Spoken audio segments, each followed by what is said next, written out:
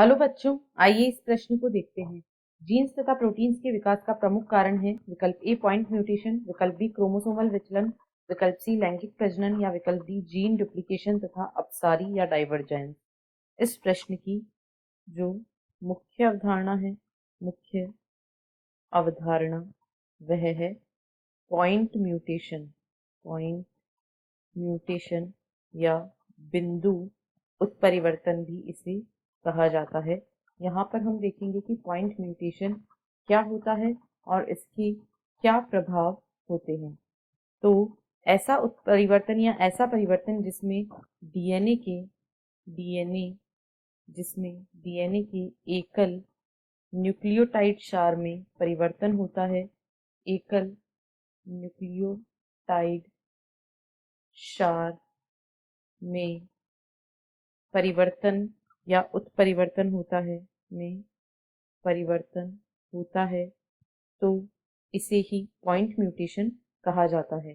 जब डीएनए के किसी एकल न्यूक्लियोटाइड क्षार में परिवर्तन होता है तो क्योंकि डीएनए से एमआरएनए का निर्माण होता है, अतः यह एमआरएनए भी परिवर्तित होता है और एमआरएनए जिससे कि अनुवादन की प्रक्रिया के द्वारा प्रोटीन का निर्माण होता है, तो यह प्रोटीन जो होता है वह भी परिवर्तित हो जाता है।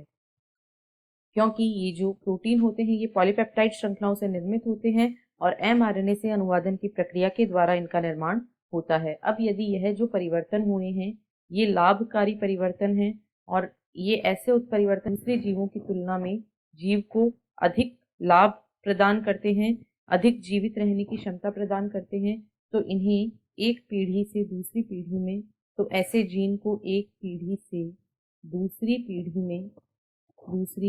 पीढ़ी में स्थानांतरित किया जाता है। और यदि ये उत्परिवर्तन लाभकारी नहीं है या जीव की क्षमताओं को घटाते हैं तो ऐसे परिवर्तनों या ऐसे जीनों को एक पीढ़ी से दूसरी पीढ़ी में स्थानांतरित करने की संभावना कम हो जाती है और यही क्रम विभिन्न पीढ़ियों तक चलता रहता है और यही विकास कहलाता है। तो जो जीन्स और प्रोटीन होते हैं उनके विकास का प्रमुख कारण पॉइंट म्यूटेशन या बिंदु उत्परिवर्तन होता है। इसीलिए विकल्प ए पॉइंट म्यूटेशन इस प्रश्न का सही विकल्प है, क्योंकि क्रोमोसोमल विचलन, लैंगिक प्रजनन या जीन डुप्लीकेशन तथा अपसारी, इन तीनों में से कोई भी जीन या प्रोटीन स्तर पर उस विकास का प्रमुख कारण नहीं है। आशा है आपको प्रश्न समझ आया होगा। धन्यवाद।